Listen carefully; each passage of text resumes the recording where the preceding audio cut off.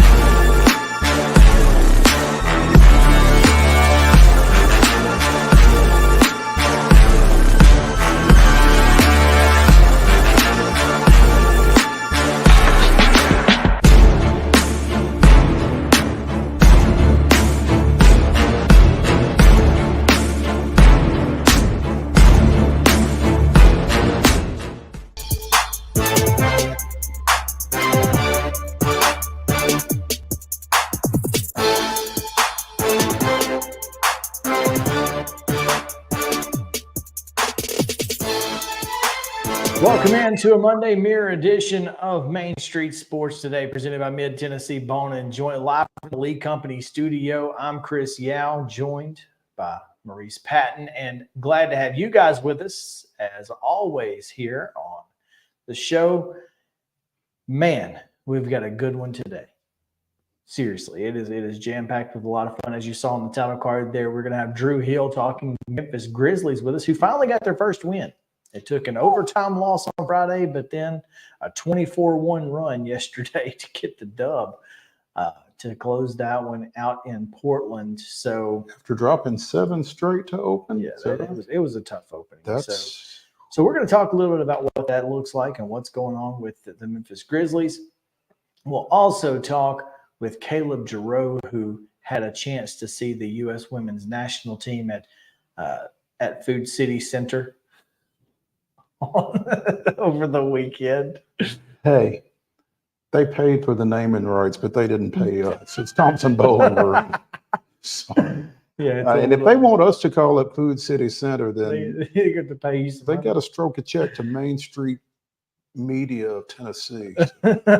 Yeah, it's tough. It's tough. But yeah, he got a chance to see them, and we'll talk a little bit about what he saw from Tennessee and what Kelly Harper's group is looking like as they get ready to start, because it is opening night or opening day of college basketball. We've already had 2 local teams in women's finish up, so there's that. And when is that South Carolina Notre Dame game in Paris? It's now. It is currently 95-65 South Carolina in the fourth quarter. That's 10th ranked Notre Dame losing by 30. It's a 6th ranked South Carolina. Yeah. 6th ranked. 6th ranked South Carolina, 10th ranked Notre Dame. And it's a 35-point And it's game. 30. No, it's a 31-point game. Oh, my bad. They just hit a free throw to make it 31. So yeah, it's a rough day for North Carolina. There's no question. USC is drubbing Ohio State, by the way, as well, in women's basketball. 48-28 right now in the third at halftime. So, yeah, man, what a day for women's basketball. Opening day. It's been a lot of fun. We'll talk a little bit about that. We'll talk about obviously all the things that happened over the weekend in the world of sports. So get ready and get set. We're going to get going here in just a second. Let's go ahead and do that. We've got yesterday's results. We've got today's, or not yesterday, but the weekend results and today's schedule. So let's give you the rundown. This is the rundown. The Monday Rundown is brought to you by Zion Christian Academy. ZCA offers a faith-based, Christ-centered education in Murray County. Give them a call today at 931-388-5831 or visit zioneagles.org to schedule your appointment today. Zion Christian Academy, prepared for college, equipped for purpose. Football action over the weekend in high schools. Playoff action. Summit 38, Antioch 29, Beach a 42-8 win over Memphis Overton. Boyd Buchanan into Good Pastures Year 49-20. It was Brentwood 28, Cane Ridge 7. Brentwood Academy a 43-14 winner over Briarcrest Christian. Centennial with a 12-point win over Columbia Central 27-15. In comeback fashion. In me nailing the spread fashion. Collierville 23, Clarksville 22 in what was one of the most exciting finishes in high school football over the weekend. Cookville 35, Siegel 34, CPA 42-6 over CAK. Davidson Academy 49-27 over Chattanooga Christian, Donaldson Christian 65, Mount Juliet Christian 14. It was Decatur County Riverside just manhandling Mount Pleasant, unfortunately 50-6 the final there. East Nashville 40-0 winners over Cheatham County. East Robertson Blanks Cascade 42-0. It was FACS 56. Grace Christian of Franklin 42. Fairview down to Maplewood 36-30 in comeback fashion. Franklin Road Academy 35-6 over Silverdale. Friendship Christian 42. Fayette Academy 14. Germantown 47-0 over West Creek. Giles County Blanks Brainerd 34-0. Hardin County a 29-22 winner over White House. Houston 47, Dixon County nothing. Jackson Christian a 37-7 winner of Eagle Fighting. Knoxville Catholic 37, Father Ryan 14, Lausanne 41, BGA 13, Liberty Creek Blank Sycamore 42-0. Peabody comes to Loretto and wins the Mustangs with 28-24. Marion County a 21-7 winner over Westmoreland and winning 6-32. Watertown, I'm sorry, wins 35. Watertown 32. Also, Mount Juliet, after losing back-to-back to close the regular season, defeated Rockville 29-19. Hendersonville with a 41-34 win over Munford. North Point Christian of Mississippi 49. Pope Prep 24. Oakland with a 38-3 win over Gallatin. It was Page 50. Franklin County 13. Was it? Yeah. Polcone 42. Lexington 2. Nashville Christian with a 47-14 win over Providence Christian. Ravenwood doubled up Stewart's Creek 28-14. No, it was 50-14 Page over Franklin County because it was Riverdale 50, Green Hill 13. There we go. Gotcha. Bartlett with a 48-16 win over Rossview. Shelbyville down Hillsborough 41-7. Smyrna with a 26-14 win over Independence. Station Camp Edge South Gibson 24-20. Tough night for Scott Stidham, current and former team. South Pittsburgh 63, Joe Burns nothing. Southwind with a 62-0 win over Springfield. Tullahoma 10, Nolensville nothing. Eagleville 37, West Carroll 6, and Stratford 58, White House Heritage 42. On the ice, the Preds with a 5-2 win at Edmonton. And in the association, the Grizzlies fell 115-113 in overtime to Portland, then defeated Portland 112-100. I wonder if one of those games was the in-season tournament. I think it was. I don't know that, but I think it was. Has the in-season tournament started? I saw a bunch of the courts popping up on Twitter over the weekend, so I think it may have.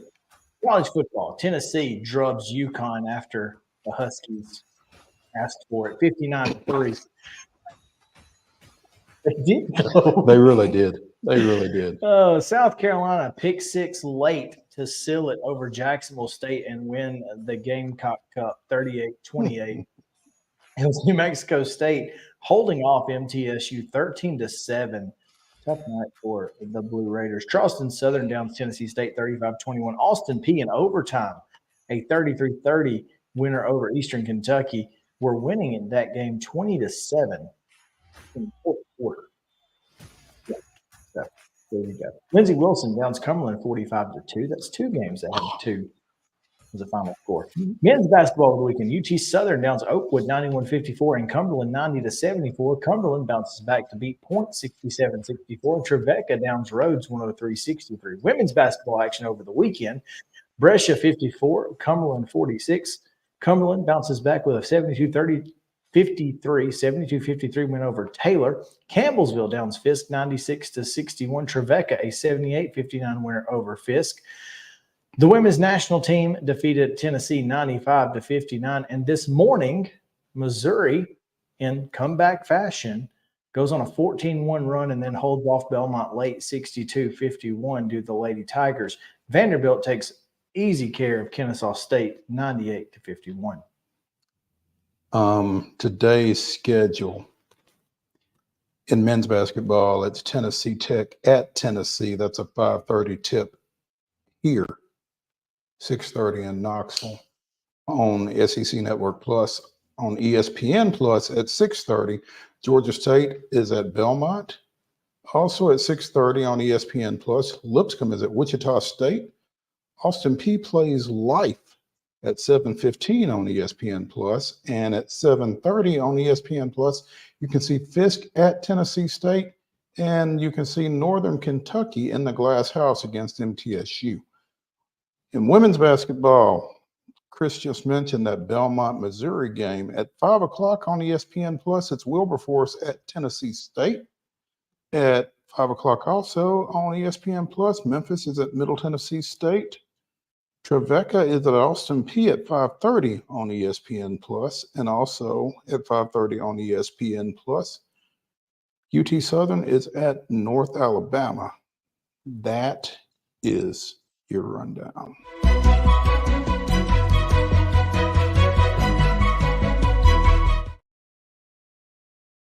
Brought to you by Piggly Wiggly, Neely's Mill Shopping Center in Columbia. Fine folks over there have great, delicious lunch specials, also hand-cut meats, fresh daily, great produce, and it's all just cost plus 10 at the register. Again, that's Neely's Mill, Piggly Wiggly right here in Columbia. Our top story today, Mo, is that Zakai Ziegler will make his return to the floor at Thompson Bowling Arena tonight, just 8 months after suffering an ACL tear, and that is impressive. It's impressive, and it's welcome news, I would imagine, because every discussion, certainly that we've had regarding Tennessee basketball for the 23-24 season, there was no discussion without the question, who's going to play point guard until Zakai gets back? Well, doesn't matter because Zakai is back. Now, I guess the next question is he going to play 40 minutes every night? I don't think he's going to have to. I think Tennessee found some guys who can step into that role for spurts. And I feel like, Rick Barnes feels comfortable with some other guys, again, playing, backup by committee. There are 2 or 3 guys that I think can play that role. And even, Santee and, a couple other guys could also step in if necessary to handle the basketball. I don't think you're going to get the level of, play from any of those guys that you get from Zakai Ziegler, and that's why he's your starter, and that's why he's so important to this basketball team. But yeah, I feel like, he's not going to play 40 minutes. He can't play 40 minutes. One, he probably hasn't conditioned enough to play 40 minutes. Well, I don't know that he would necessarily need to play 40 minutes tonight. No. Particularly. Well, it may be the time to do it, though. It may be to conditioning and whatnot. Play as much as you possibly can to get your conditioning back up to a level that, you can, once conference play starts, you can play 33, 35 minutes a game and just take your, that extra minute before halftime or that extra minute before media breaks or whatever to get those 2-minute breathers. So, yeah, it's interesting. Certainly. I'm excited, though. I mean, obviously this was a pretty easy win last year for Tennessee, but Tennessee Tech always brings a little bit of juice to this, because who doesn't want to beat the flagship school in your state, right? Oh, definitely. And so I mean, they're definitely motivated going in there. they're motivated, which means you have to be, at the top of your game in order to not let it get away from you at some point. So, this is a game that Tennessee is going to, is certainly going to be tested, especially early. Obviously, in games like this, depth plays such a huge factor. So, I'm excited to see Zakai Ziegler back on the court. It's going to be fun. Santiago Vescovi has been named Naismith Award watch winner, or a watch list. So that's also really good. Second top story today, Mo. We talked a little bit about it last week, about the way that managers were about to start finding homes. Mm-hmm. And today, obviously, with being the last day, the deadline of options, for players, I didn't know if today would be the day, but apparently it is, because the Cleveland Guardians have hired Stephen Vogt, Braves legend. That's right. And the New York Metropolitans went across town and took the subway back with their new manager, Carlos Mendez, the bench coach of the New York Yankees for the last, I think, 4 or 5 years, give or take. He spent 15 years with the Yankees in multiple roles and spent the last 4 as their bench coach. 15 years with the Yankees, and said, I guess if I'm going to get a job managing, I'm going to have to go across town. So here he comes. How about that? That is a move. It is a move. It is a move. I don't know what it says, but it's a move. Good luck selling that to the Mets fan base. I mean, a guy who's never managed before coming out of the Yankees dugout to take over the Metropolitans. There are some people I would love to hear today. Frank is one of them. It's some straight gas coming out of there, man. What was the radio host's name that declared that? Sal Licata? Yeah. I would like to hear Sal and Frank right now. Can we get that? Goodness. Because I mean, they got are to be imploding. Angry. Let's see what Frank has to say on Twitter, if anything. It doesn't look like Carlos Mendoza is a loser. Mets will lose 130 a year. That's exactly what I was looking for. So there you go. See what Sal is saying. Sal? Well, there's some video reaction, but yeah, don't have anything. Yeah, and I'm not going to listen to that. No, gosh knows. Yeah. I mean, obviously it's legal because they said it on WFAN, but yeah, Mets fans not happy. I can't imagine. Here's the weird thing, though. What if I told you that Craig Counsell has a job and it's in Chicago and it's with the Chicago Cubs? I will tell you what I told you. I didn't realize the Cubs had an opening. Thought they had a manager. I did think they had a manager. Well, basically what we were getting from Jeff Passan and all those guys just before it was announced, but also right after the Mets announced Mendoza, they basically said he was going to a place that currently had a manager or had an existing manager. And I thought, well, that's odd, but okay. Well, they were right. The Cubs fired David Ross and then hired Craig Counsell immediately. The contract is a 5-year, $40 million contract, which is the highest salary for any Major League Baseball manager ever.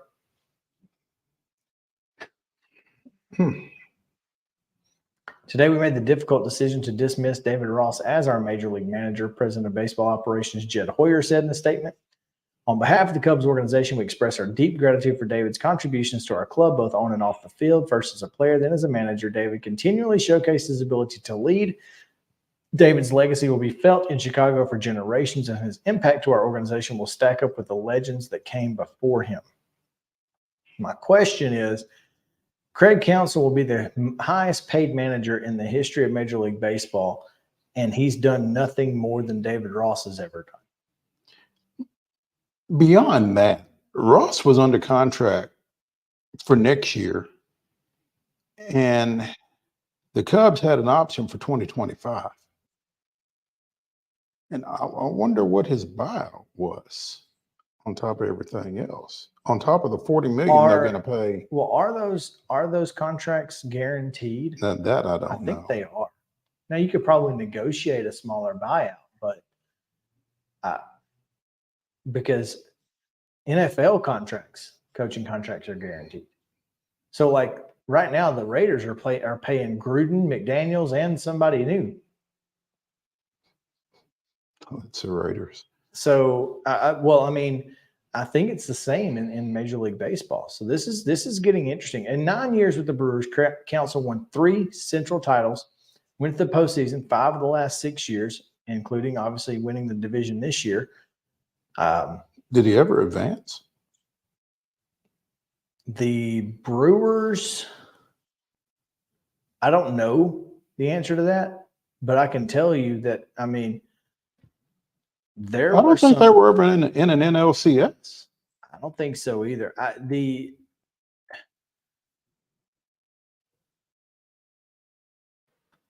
Brewers have had some talented teams and have done almost nothing with them.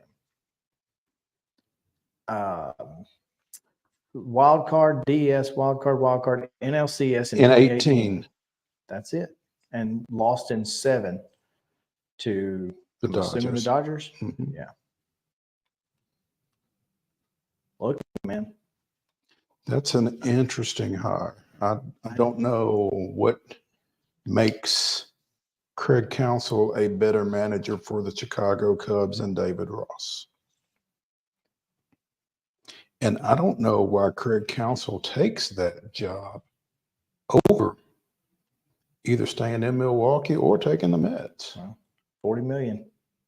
Well, perhaps that's what he was asking for, and the Cubs were the only ones willing to pay it. Meanwhile, Stephen Vogt to Cleveland is a great pick.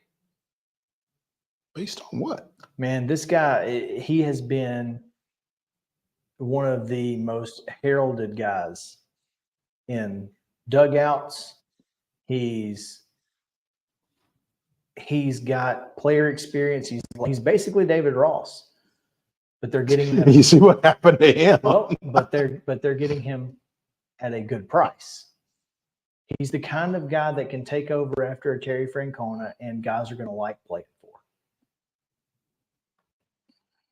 I mean, could you have hired a Buck Showalter? Sure. There's got to be something between Buck Showalter and Stephen Vogt. Everybody wanted him. So why? Why did everyone want Stephen Vogt? I don't know. That's wild to me. So you're talking about the Astros, the Angels, and who else remaining? Padres. Padres. Something got kicked up on Twitter last night regarding the Padres' financial situation, and things may be so dire that they wind up having to trade either Fernando Tatis or Juan Soto. That getting out was the worst possible thing to happen for the Padres. Well, especially while they're trying to hire a manager. Well, you're trying to hire a manager, and if people know that you have to make a trade, yeah. Alex Anthopoulos is fixing to fleece the Padres. You know, somebody said Juan Soto to the Braves, and I said, "Don't threaten me with a good time." No. Soto, Harris, Acuna. We need a left fielder. Oh, it fits. I'm in. Let's go. Let's go. Y'all want some? The question is, what do you got to give up? What do the Braves have to give up? Not as much Juan as they would Soto? have to. 3 days ago. We could give you more, but you can't pay them. Would have gave you more, but we know you're desperate. Yeah. Sucks to be you. Yeah. Hey, Here's your deal. take it or go bankrupt. Your choice. The choice is yours, and yours alone. So. Wow. I wonder how much that has to do with their Valley deal or their regional sports network. Remember Or that? their lack of Or Valley deal. lack of the Valley deal. Ooh, So, clearly, that's a problem. Anyway, that's craziness. yes, it is. Meanwhile, Ryan Weathers is smiling. He's like, yeah. Hey, my check cleared. My check from the Marlins cleared. So, Absolutely. Let's take a break. Caleb JARREAU is standing by. We need to get to him and talk a little Lady Vols. So stick around here on Main Street Sports Day, presented by Mid-Tennessee Bone and Joint. We'll be right back after this.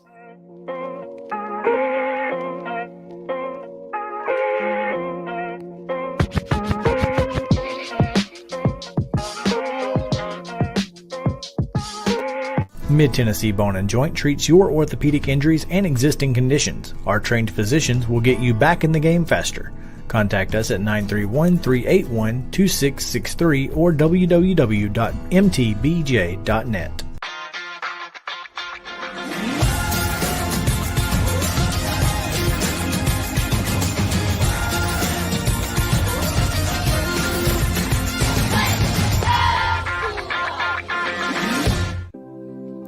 Custom Stone Handlers supplies over 600 distributors and suppliers with quality stone products. Along with River Stone, we produce and distribute over 100 building, landscape, and other bulk products. Our goal is to provide quality products, service, and partnerships to ensure our customers' success. We firmly believe that the measure of any person or company is how they treat other people and customers. Give them a call at 931-490-4990 or visit CustomStonehandlers.com. Mockingbird Title and Escrow is an attorney-owned and operated full-service title company in Middle Tennessee. We get your deals closed without worry and fuss. We're a family business that offers the highest level of expertise in our industry when it comes to closing and funding your real estate transactions.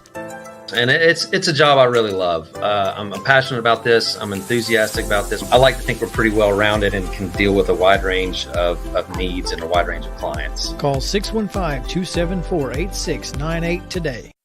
With Lee Company technology, the best handymen are hands-off. Lee Company techs have been using visual findings and other smart technology tools for years to add transparency and virtually take customers along. You see what we see, whether we're in a crawl space or on a roof. With Lee Company, technology helps us help you, no matter what's happening in the world or at your house. Piggly Wiggly, located in Neely's Mill Shopping Center, is Columbia's locally owned and operated Cost Plus 10 grocery store dedicated to serving the community with low prices and smiling faces. Piggly Wiggly offers fresh, hand-cut meats daily as well as daily hot plate lunches from their deli counter. You're certain to see smiling faces and a helping hand when you're here at Piggly Wiggly. Come by and check out our fresh produce, high-quality meats, and more. Down home, down the street, we'll see you at the Pig. Mid-Tennessee Bone and Joint has been the official sports medicine provider for Murray County Schools for more than 40 years. We specialize in orthopedic service, and our Ortho Quick Walk-In Clinic lets you bypass the ER.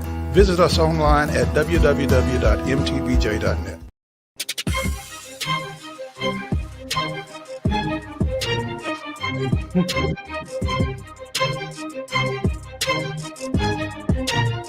Welcome back back in Main Street Sports Day, presented by Mid Tennessee Bone and Joint. Chris Yao, Mo Patton here on this Monday.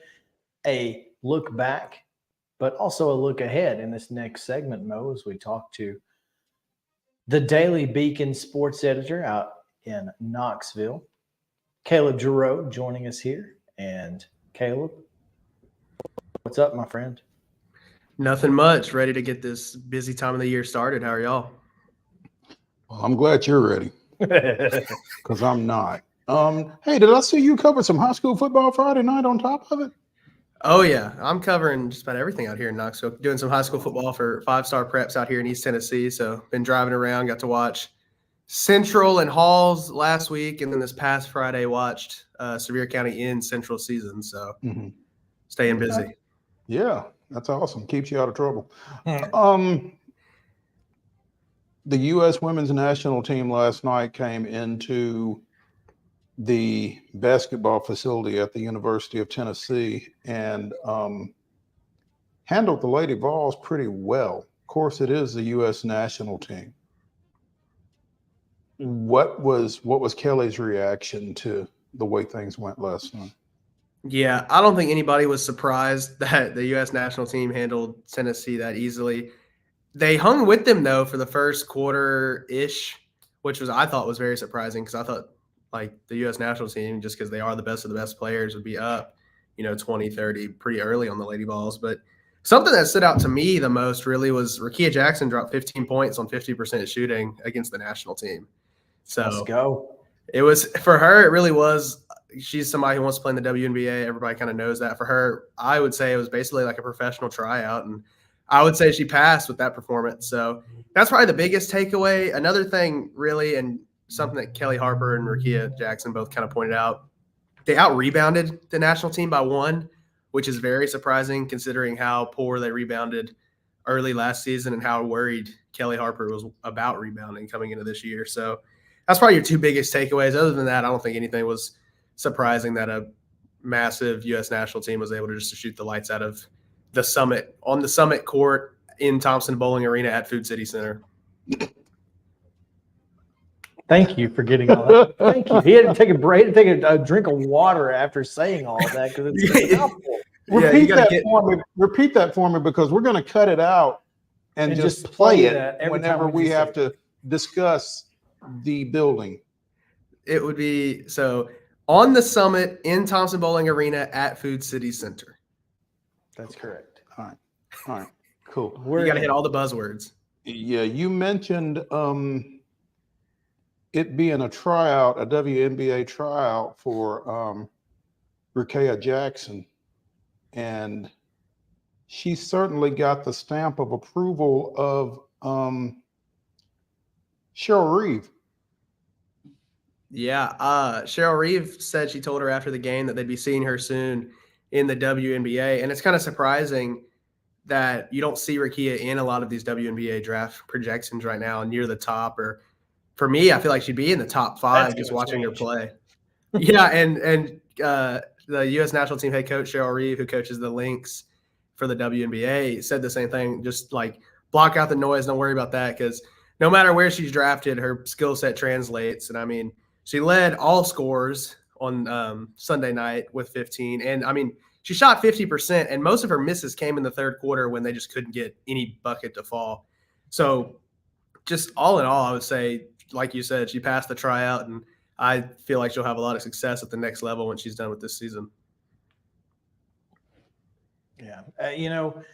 And that's what's exciting for this particular Tennessee team is, they've got some players, they've got some girls and some, who can make the, I guess, who can take them to that next level, the next step in what should be a really exciting year.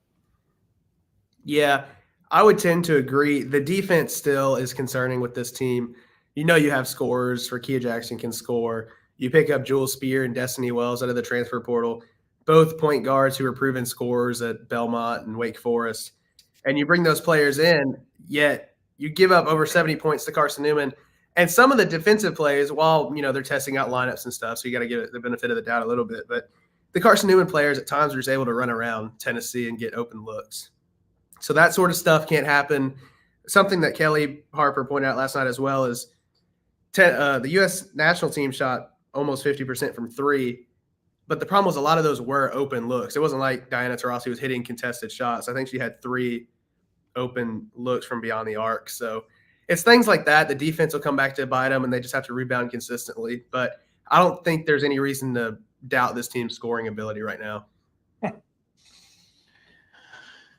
As you see South Carolina drubbing Notre Dame. Is that one over yet? Scoring 100 points. I don't know if it actually ended up being 100, but it was pretty darn close. If not, they're going to need to play some defense if they're going to be successful in the SEC, because this is, they're not even the best team in the SEC anymore. You've got LSU too. So how does this team feel like it stacks up in what I think is the best women's basketball conference in the country? Yeah, like you said, South Carolina, I was watching that game earlier. They're scary. And there were questions about if they could be able to reload after last year, and clearly they have. LSU is another team, like you said. You bring in Haley Van Lith. You still have Angel Reese. They have such a good room of point guards in Baton Rouge. Those two teams are going to be really hard to beat, and it starts with defense. I think if Tamari Key can get back fully healthy and you get used to trying certain lineups out or having certain players on the court together that can just defend, you don't have the size you had last year with Jordan Horston where she could just lock down whoever had the ball. But you can at least find somebody, and they don't have to play that good of that defense. I mean, seriously, this team can score at will, it seems like. So you just have to slow them down enough. But, man, I don't know if anybody can beat South Carolina and LSU, and I am looking forward to when those teams match up. I think they match up in the regular season this year. They should at least. But even other teams in the SEC, Ole Miss is not bad this year. Yolanda down in Oxford is doing a good job. Florida is kind of a mix of young and veteran talent. They'll be a problem in the SEC.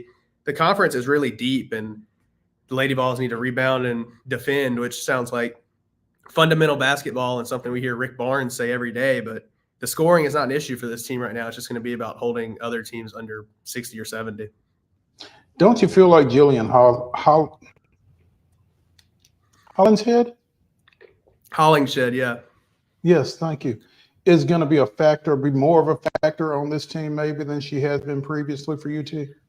I would feel like it. You still look for some of the intangibles, just like strength and speed, to kind of increase this year. But when I was talking to her at media day, she talked about how last year she was never fully healthy, because as soon as she came out of the transfer portal to Tennessee, she was still recovering from that knee injury she suffered at Georgia.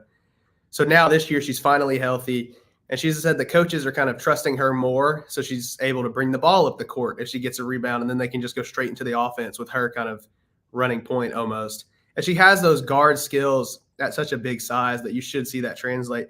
She was another player last night. She was second in scoring with 8 points. The only thing is she was 3 for 10, which when you're going up against Brittany Griner, you don't expect to shoot well. But she had one shot just completely blocked by Griner on a fadeaway in the post. So I'm with you, though, Mo. I think she should take a step forward, and you can do a lot of interesting things with her. If you have her at the 5, you can empty the paint and spread the floor and let a point guard like Destiny Wells or Jewel Spear drive.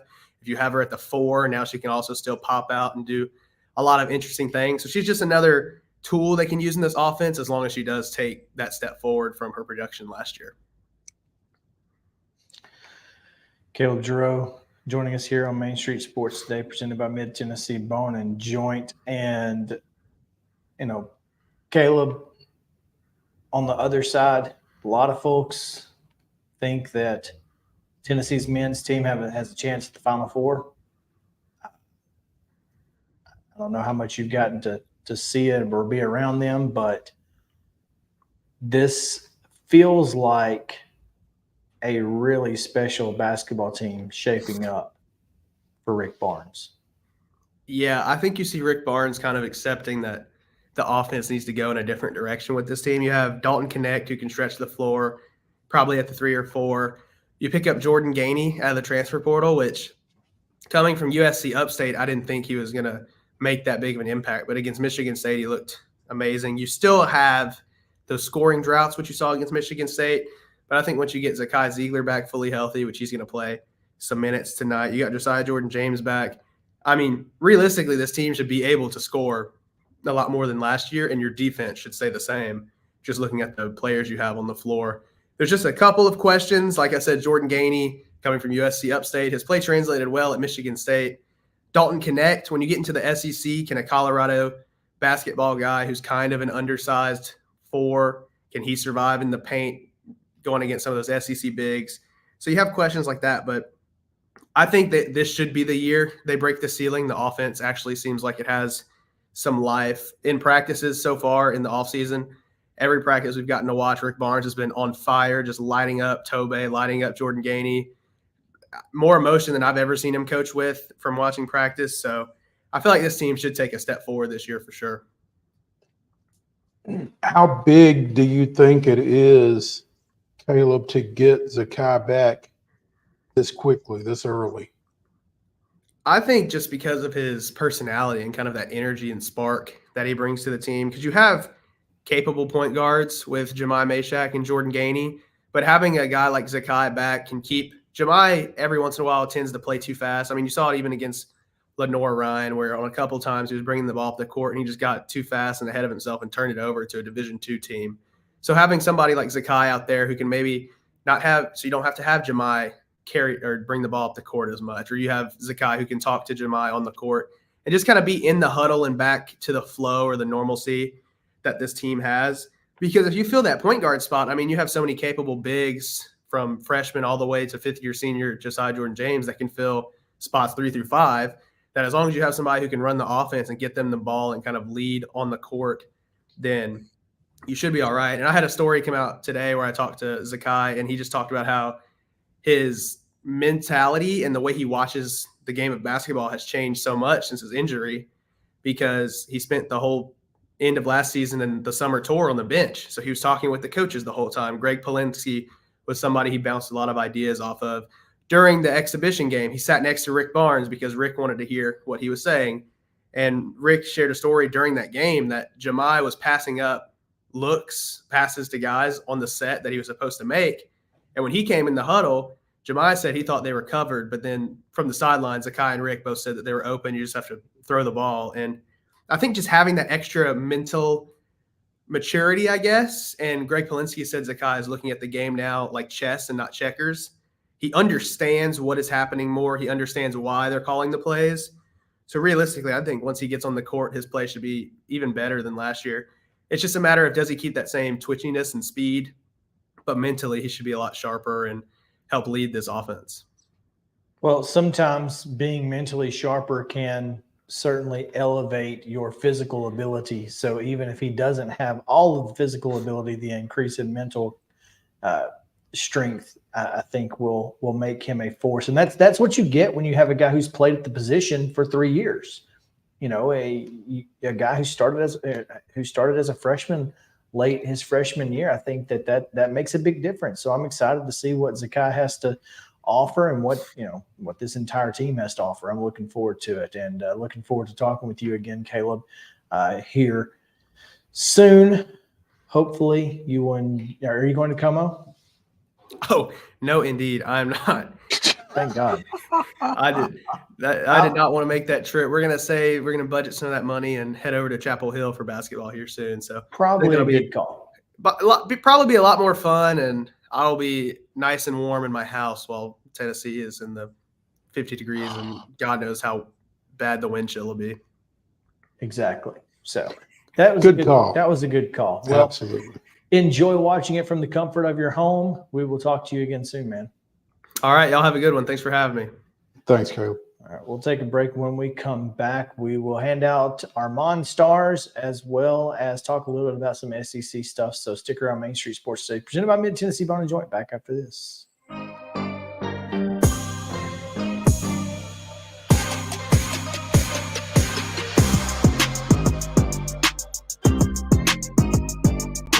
Mid-Tennessee Bone & Joint treats your orthopedic injuries and existing conditions. Our trained physicians will get you back in the game faster. Contact us at 931-381-2663 or www.mtbj.net. With Lee Company technology, the best handymen are hands-off. Lee Company techs have been using visual findings and other smart technology tools for years to add transparency and virtually take customers along. You see what we see, whether we're in a crawl space or on a roof. With Lee Company, technology helps us help you, no matter what's happening in the world or at your house.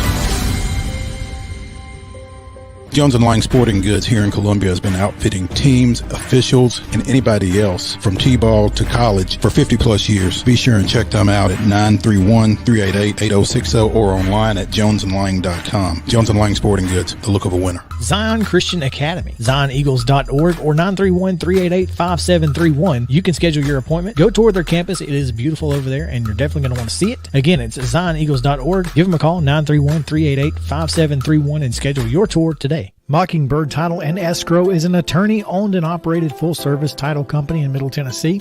We get your deals closed without worry and fuss. We're a family business that offers the highest level of expertise in our industry when it comes to closing and funding your real estate transactions. And it's a job I really love. I'm passionate about this. I'm enthusiastic about this. I like to think we're pretty well rounded and can deal with a wide range of needs and a wide range of clients. Call 615-274-8698 today. Mid-Tennessee Bone and Joint has been the official sports medicine provider for Murray County Schools for more than 40 years. We specialize in orthopedic service, and our Ortho Quick Walk-In Clinic lets you bypass the ER. Visit us online at www.mtbj.net. To one person.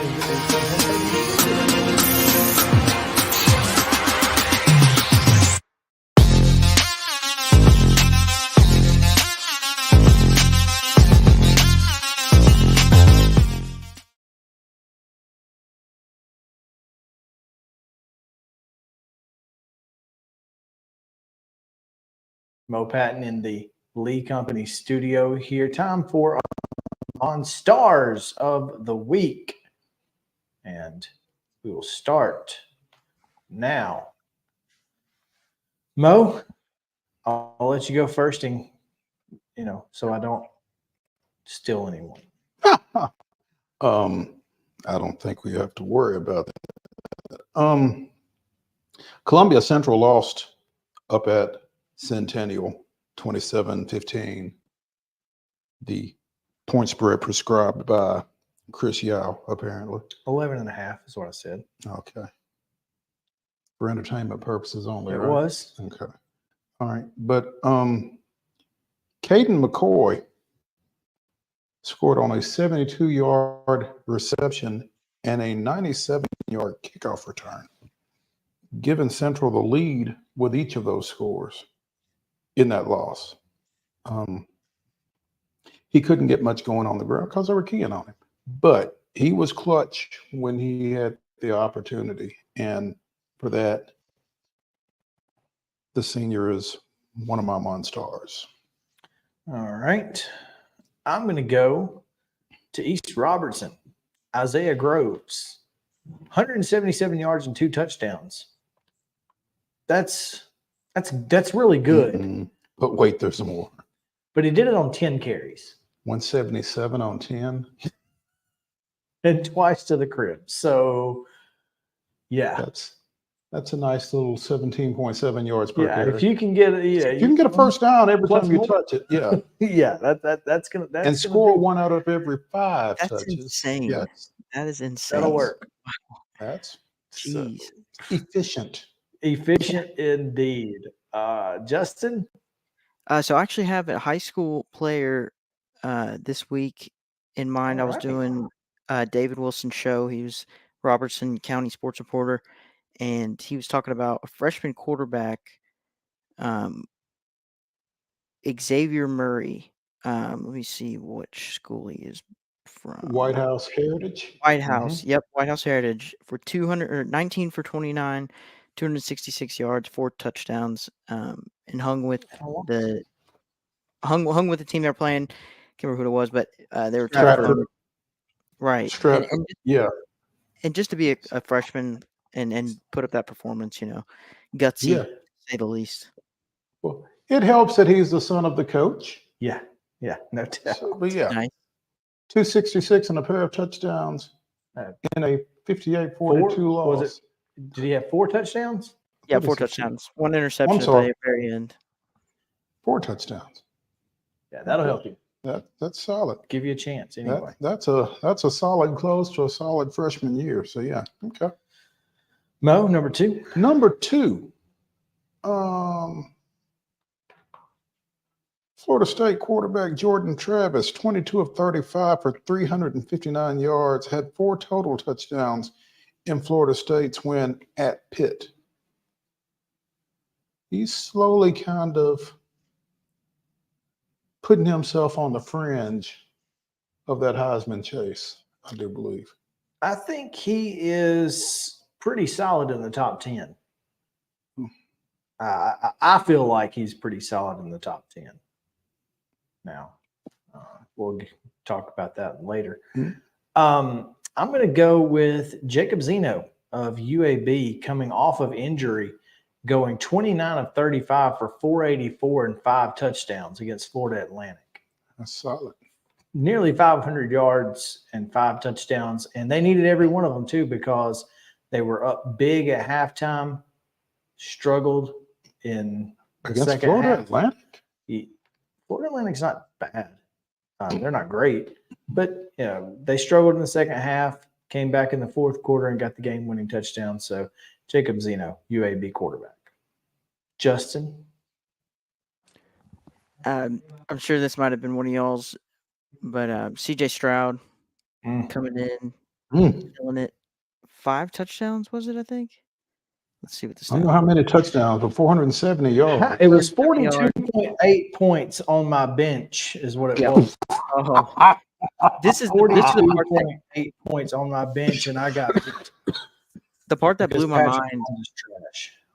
Yeah, Because I had 2. Patrick is trash. He is a terrible fantasy quarterback. But you got to remember that, like, Tony Romo was like the highest scoring fantasy quarterback for like 5 years in a row. So fantasy versus real life is a different world. But Patrick Mahomes is not a good fantasy quarterback. The thing that was crazy about this for me, also aside from the obvious stats, was his completion percentage was 71.4%. Yeah, 30 of 42. That's for insane. 475 touchdowns. Talk about efficient. It's a good day. It's a great day even. Too bad he did it sitting on my bench. Anyway. Mo, number 3. Staying in this Houston Tampa Bay game,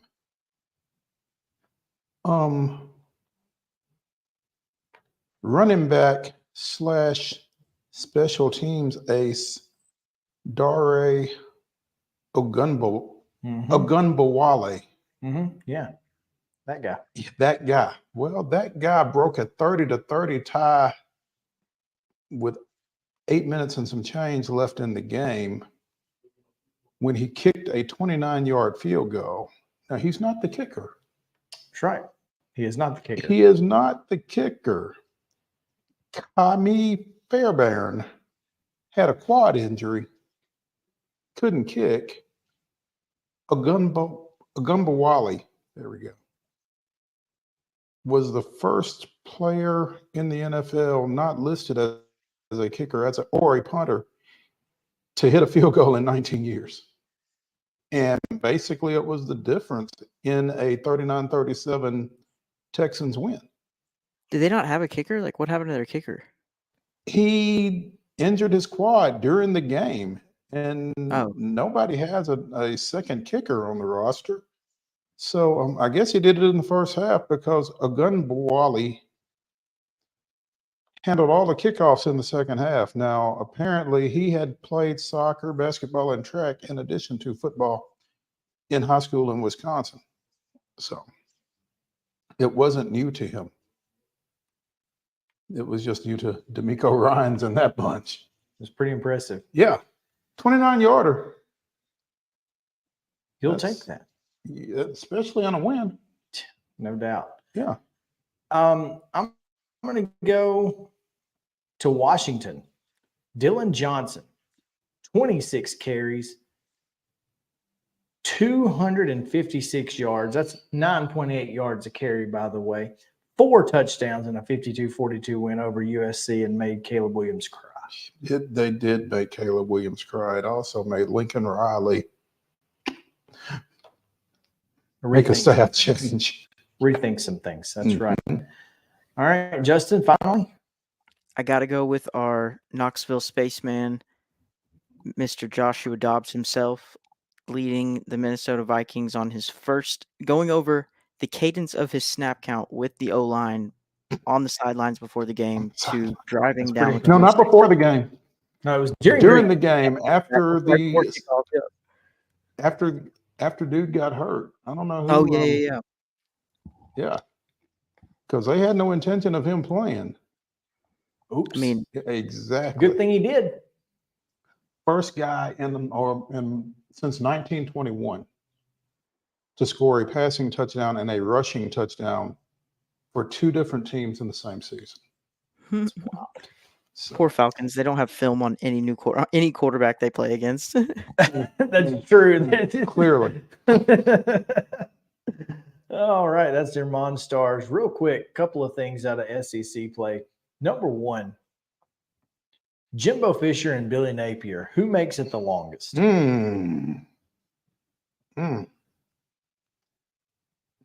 No, see, there's a couple of different ways you got to look at that. Exactly. 1 is who gets it straightened out the quickest. Okay. 2 is whose contract is more prohibitive for firing. So I think Jimbo has more security. I also think Jimbo is probably more likely to get it right. Well, he's got the talent. Mm-hmm. If Billy Napier were coaching Texas A&M, would they be better? Ooh, I don't know. Honestly, don't know. I mean, because clearly the quarterback situation is a mess. At both places. Yeah. I think Texas A&M has a quarterback of the future. Not sure who's going to coach. So, I mean, I think there's I don't know who makes it. I don't know if either one of them make it past the end of the year. I don't know. That would be 2 years for Napier and 3 for Jimbo, right? No, Jimbo is 69 games in. Oh, good Lord.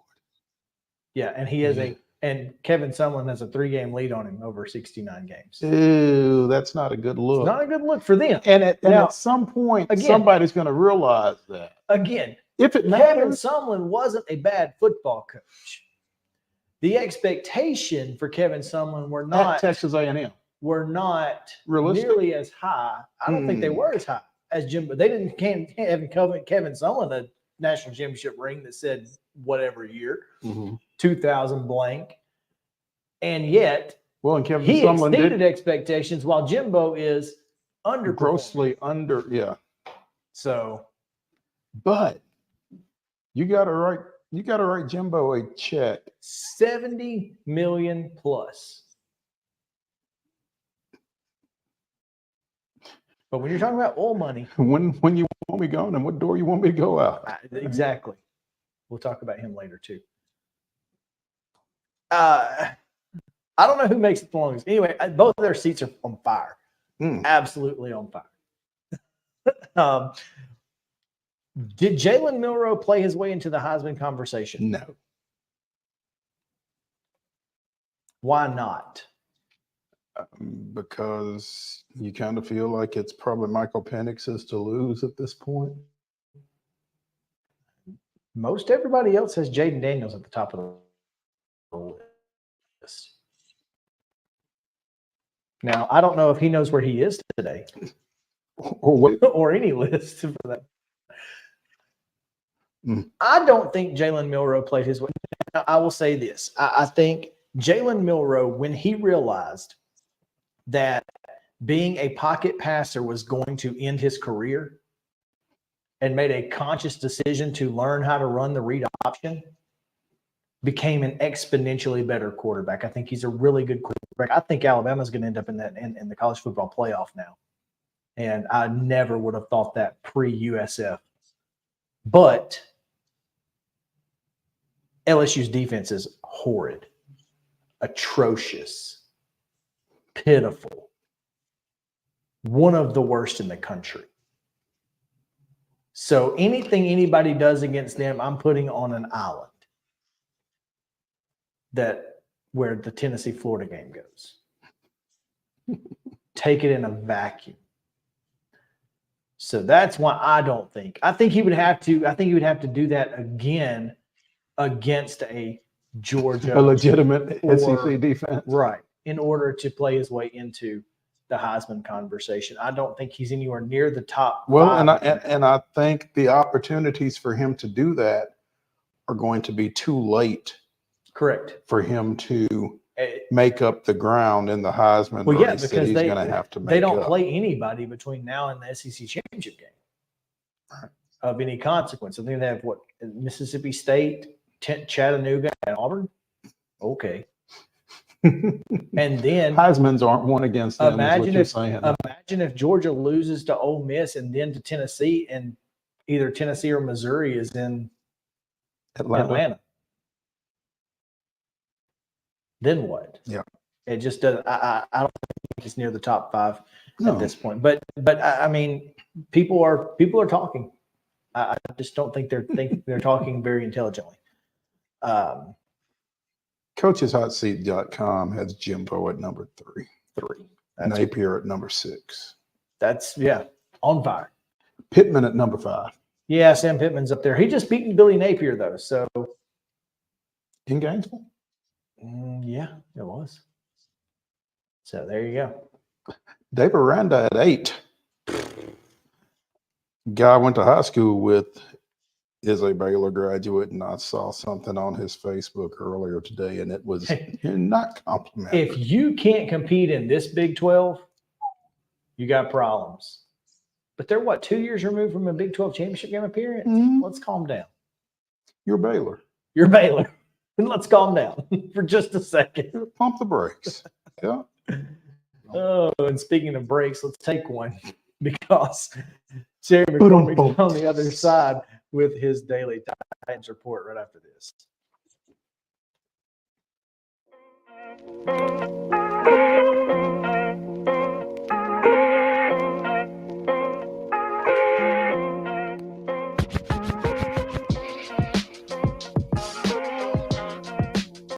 He shoots and he scores!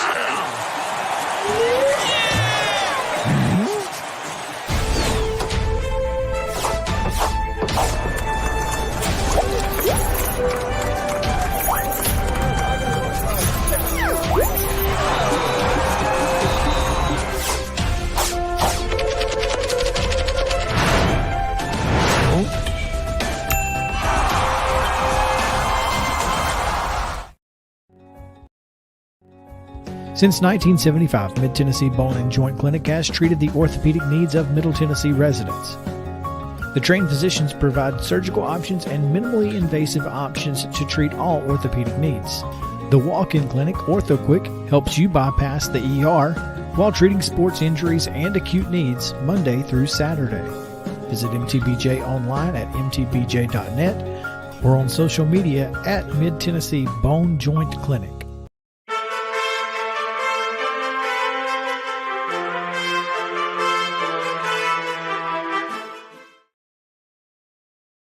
Update with Terry McCormick here on Main Street Sports today. Terry?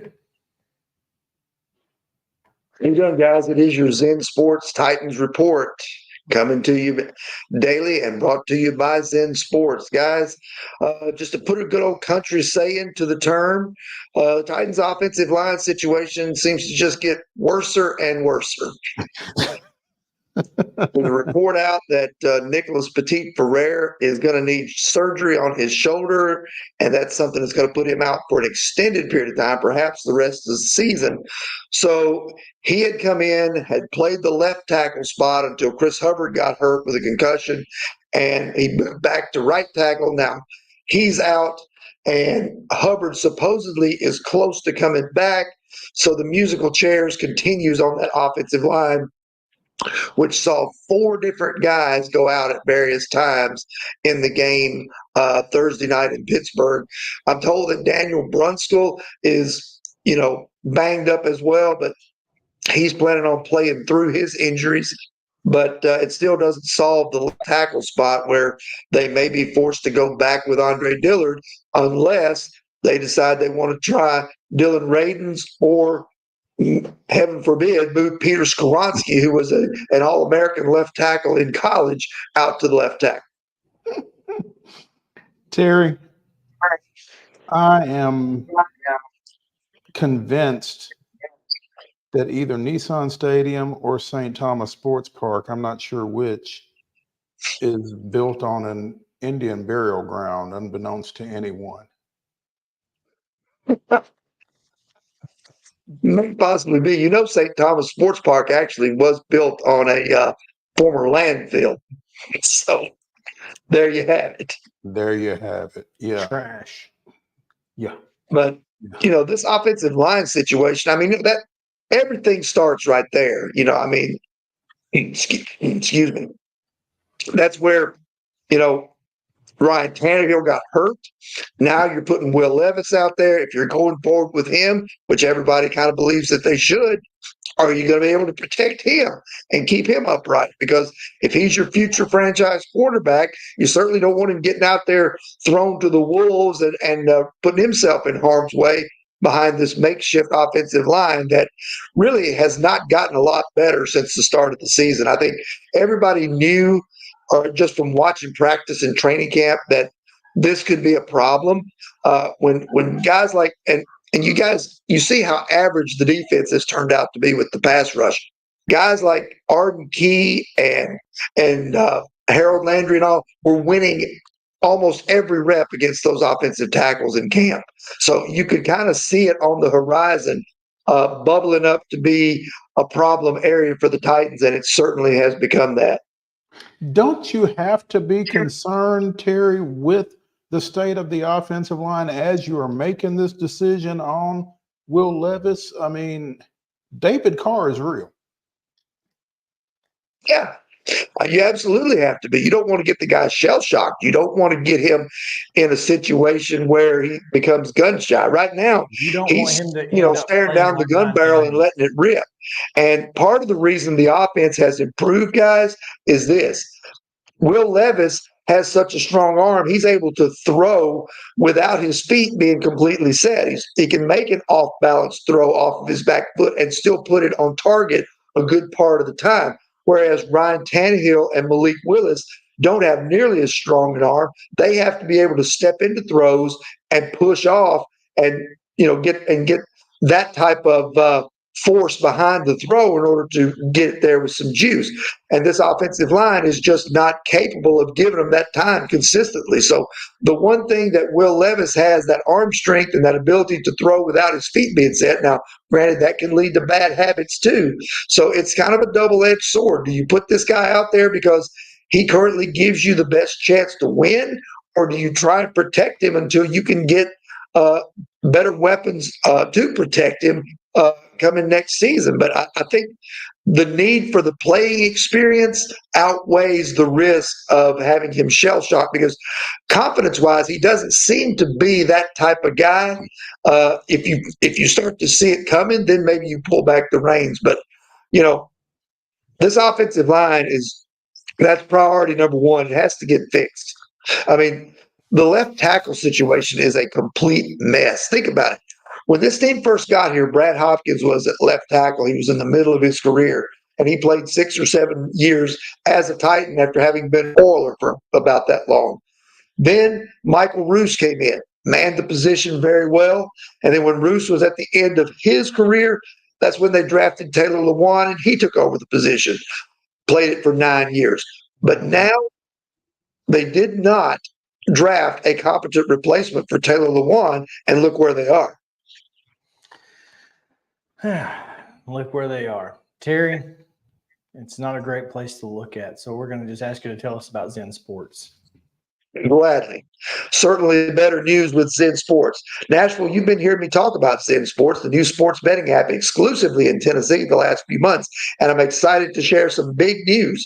Now, when you sign up for a Zen Sports account, you will receive $1,000, no danger first wager. That's right. When you place your first bet in Zen Sports, you can be reimbursed for the amount of your first bet up to $1,000 maximum if the bet loses. And there's even more good news. Zen Sports is rolling out its brand new VIP rewards program. The new VIP rewards program will allow top-tier customers to earn more bonuses, comps, and perks. The VIP program is by invite only, so if you feel your Zen Sports play qualifies for VIP consideration, please check out the program details and apply at zensports.com/VIP. No other sportsbook will offer you a premier sports betting experience with a 24/7 top-tier customer support and faster withdrawals like Zen Sports. So what are you waiting for? Get going and download their app at zensports.com today. Zen Sports, betting just got better. Gambling problem? Call 1-800-889-9789. Terms and conditions apply. Must be 21 and older and in Tennessee to bet.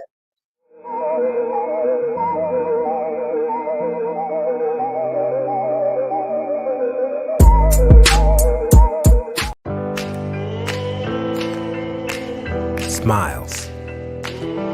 These are the healthy smiles of real Delta Dental members. Folks with access to the nation's largest network of dentists and low-deductible plans with 100% preventive care coverage, all backed by over 65 years of expertise. Go online or give us a call to learn about affordable individual plans that meet your needs. 1-855-844-0445. It's the biggest racing show of the year, Friday through Sunday, November 3rd through 5th at Nashville Fairgrounds Speedway. 6 fast-paced divisions of racing on the quarter mile Friday night, pole qualifying and 3 big feature events Saturday night, and the Curb Records Big Machine Vodka Spike Coolers All-American 400 on Sunday afternoon. Racing starts at 6:30 Friday, 5 o'clock Saturday, and 1 o'clock Sunday. Tickets available at Nashville Fairgrounds Speedway.racing or at the gate on race day. It's the 39th All-American 400 weekend, Friday through Sunday, November 3rd through 5th. Get your tickets now.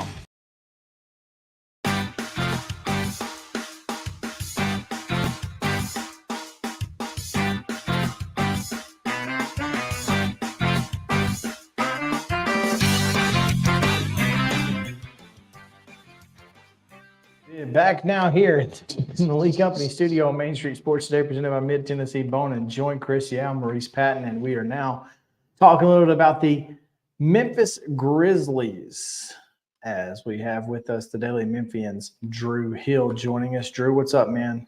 What's up, guys? How are you? Doing well, man. Appreciate you taking some time with us today. Congratulations to the Grizzlies finally picking up their first win of the season over the weekend in the second game of a 2-game set with Portland. And obviously, Drew, you knew it was going to be tough sledding for this team early on when they weren't going to have Ja Morant for the first 25 games. But then you learn right at the season's onset that you're not going to have Steven Adams either. And so they're kind of forced to retool on the fly, and the result of that has kind of been 1-7. What have you seen out of this team to this point that, you know, makes you feel like maybe this win was the beginning of a turnaround, or have you seen anything that makes you think that? I mean, I'm not sure. I think it's really easy to get kind of caught up in the way that this team has performed each of the last 2 years. Finishing second in the Western Conference, winning 50-plus games. And then looking at the current roster now, this is just not the same team. It's not the same team. You had seasoned veteran role players, whether that be DeAnthony Melton or Kyle Anderson or Tyus Jones on those other teams. You can't keep all of those players. I think Zach Kleiman did what he felt was best. They gave Brandon Clark an extension. They gave Steven Adams an extension. Those are the 2 guys that end up getting hurt, and now they're done for the season, in addition to Ja's 25-game suspension. And you're trying to make the most of a very bad situation for the most part. If there's good news, it's that Desmond Bane has been incredible. He's looked great in every game. Jaren Jackson's been very good still. He's looked terrific and played amazing defense last night again. You do have a little bit more depth in the front court now because you got Santi Aldama back. And it's wild to think about it, but it's true. Like, the Grizzlies desperately needed Santi Aldama to come back from an ankle injury to help them in the beginning of the season. You would have never said that last year. You would have never believed that had I tried to had that been sort of a narrative. And then you add Bismack Biyombo. Yeah, they won last night. It took a 12-point comeback in the fourth quarter to do it. They showed some resolve. They had a little bit of momentum.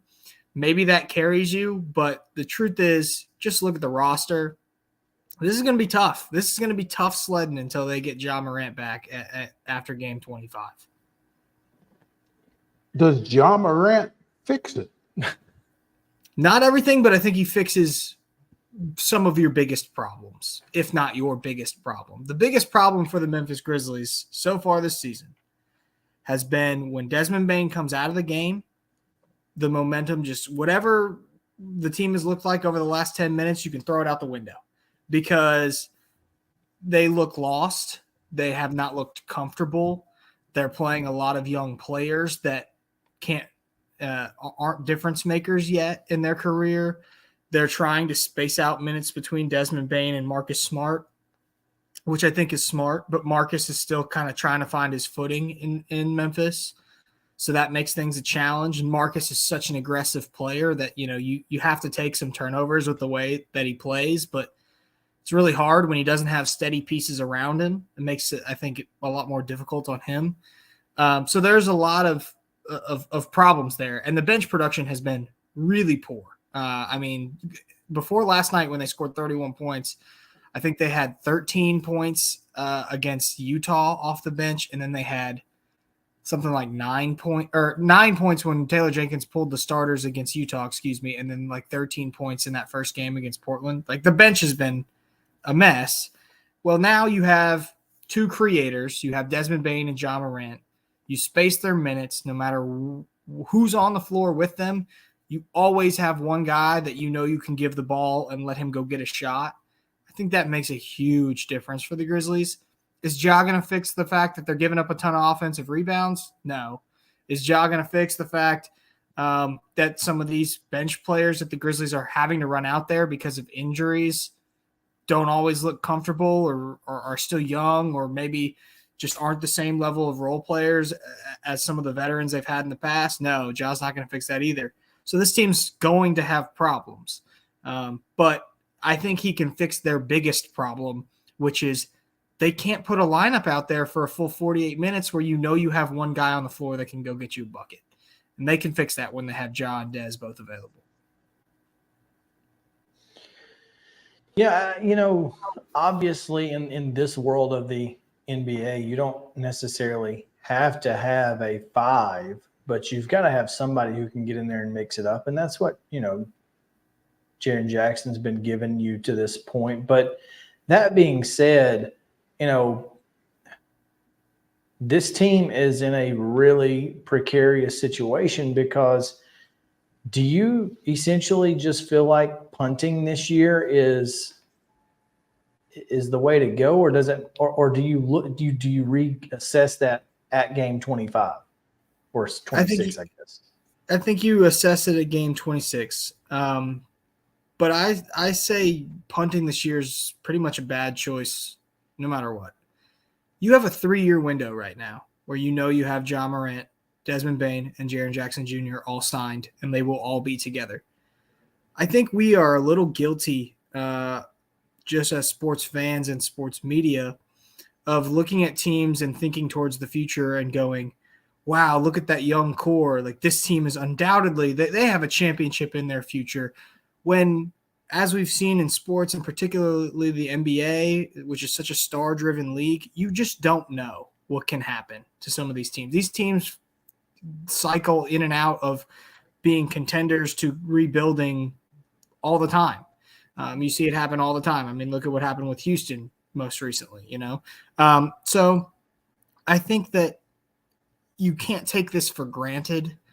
And I would be a little surprised if they didn't try to make a move to better set themselves up for the future at some point this season. Now, I don't think that you're going to see that happen now. I think when you look at the way that most of these contracts are structured, like, Bismack Biyombo who they signed to a deal worth $1 million, but can be worth up to $5 million. That was intentional, right? They signed him to that contract. They could have paid him the veteran minimum, and he didn't have another job, so he would have taken it, right? But they didn't, because they know, okay, if we set it up this way, then come February 1st, as we get closer to the trade deadline, now we have another trade, a contract that we can get rid of, that we can use to get a player of significance back. This team has positioned itself to make a move. They've positioned themselves. They got Dylan Brooks to do the sign and trade. They got a $7 million trade exception. They signed Bismack Biyombo to a contract where he's, a tradable piece. They've positioned themselves to try to make a run. And I think punting, when you only have a 3-year window that you're completely guaranteed, is just a bad idea in general. Maybe that's somebody that, obviously when the Grizzlies are successful, I'm more successful. More people read, more people care about the team, right? If you've ever been in my shoes, you would understand. You don't want to cover an 0-17. Thank goodness they're 1-6. But I don't think that punting on a season when you have 3 superstars is ever a good idea. That was a long way of getting to that, but that's how I feel. Well, Biyombo and Jaren Jackson on the floor last night created some issues offensively for Portland. And if that can continue, obviously the name of the game is scoring points, but the more stops you get, the fewer points you have to score.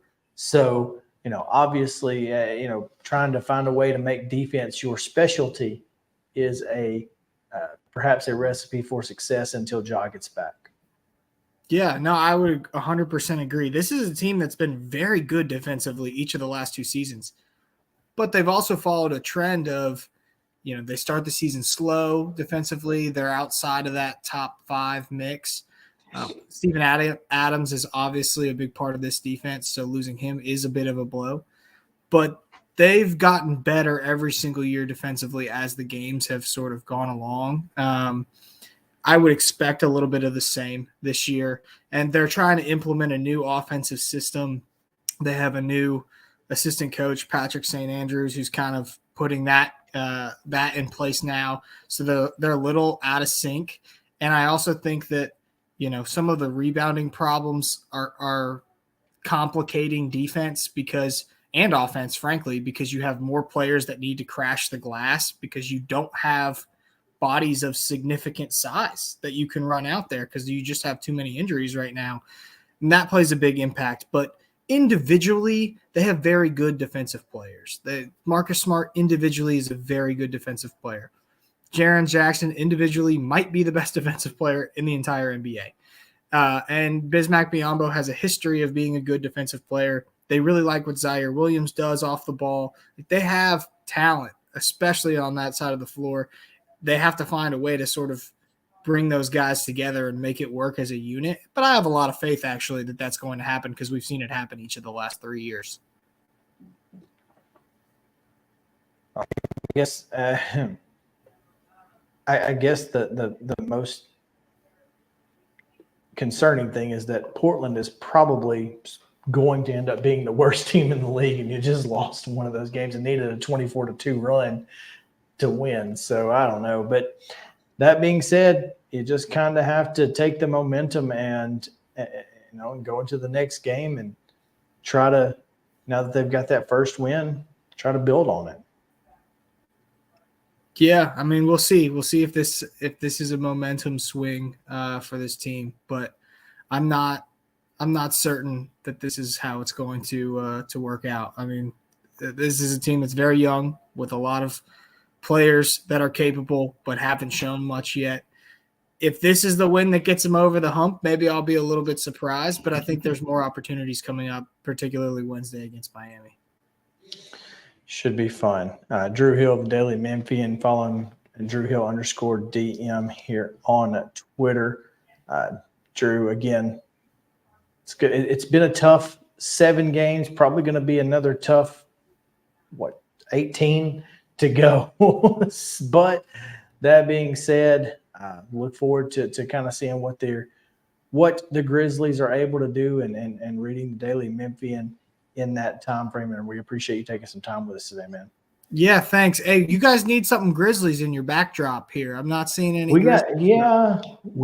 We You're don't right. have anything right now. Yeah. And we might have to send something out to Nashville. We're gonna have to. Hey, come on with it. Yeah, tell my mic check to drop something in the mail for us.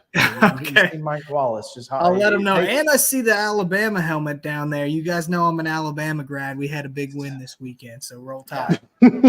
Well, congrats to you guys for making the Final Four in the playoffs. So.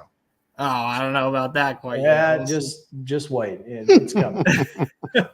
Thanks, guys. Appreciate it, man. Thanks, Drew. All right, we are going to take a break. NFL reactions. We'll circle back from Terry back to the NFL and talk a little bit about CJ Stroud, and we'll talk a little bit about Josh Dobbs and the Ravens and the Dolphins and much, much more. So stick around right after this on Main Street Sports Today.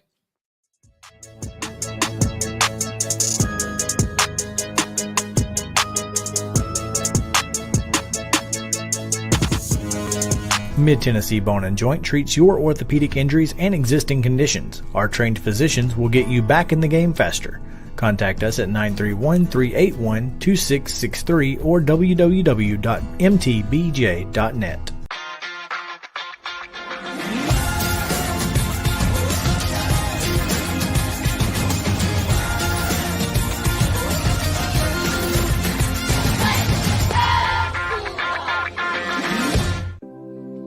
Custom Stone Handlers supplies over 600 distributors and suppliers with quality stone products. Along with River Stone, we produce and distribute over 100 building, landscape, and other bulk products. Our goal is to provide quality products, service, and partnerships to ensure our customers' success. We firmly believe that the measure of any person or company is how they treat other people and customers. Give them a call at 931-490-4990 or visit CustomStonehandlers.com. Mockingbird Title and Escrow is an attorney-owned and operated full-service title company in Middle Tennessee. We get your deals closed without worry and fuss. We're a family business that offers the highest level of expertise in our industry when it comes to closing and funding your real estate transactions. And it's a job I really love. I'm passionate about this. I'm enthusiastic about this. I like to think we're pretty well rounded and can deal with a wide range of needs and a wide range of clients. Call 615-274-8698 today. With Lee Company technology, the best handymen are hands-off. Lee Company techs have been using visual findings and other smart technology tools for years to add transparency and virtually take customers along. You see what we see, whether we're in a crawl space or on a roof. With Lee Company, technology helps us help you, no matter what's happening in the world or at your house. Piggly Wiggly, located in Neely's Mill Shopping Center, is Columbia's locally owned and operated Cost Plus 10 grocery store dedicated to serving the community with low prices and smiling faces. Piggly Wiggly offers fresh, hand-cut meats daily as well as daily hot plate lunches from their deli counter. You're certain to see smiling faces and a helping hand when you're here at Piggly Wiggly. Come by and check out our fresh produce, high-quality meats, and more. Down home, down the street, we'll see you at the Pig. Mid-Tennessee Bone and Joint has been the official sports medicine provider for Murray County Schools for more than 40 years. We specialize in orthopedic service, and our Ortho Quick Walk-In Clinic lets you bypass the ER. Visit us online at www.mtbj.net.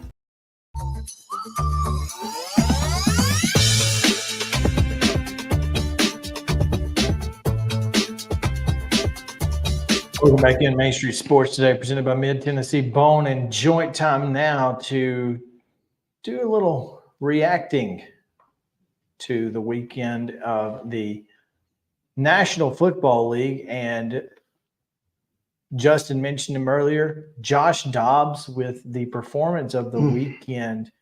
I feel like, if for nothing else, just the absurd situation that he was in, to be able to, to kind of take that team and put them on his back as he has done in so many times elsewhere. And he put him on his back and rallied himself, because early on, as you might expect from a guy who wasn't expected to play, he struggled.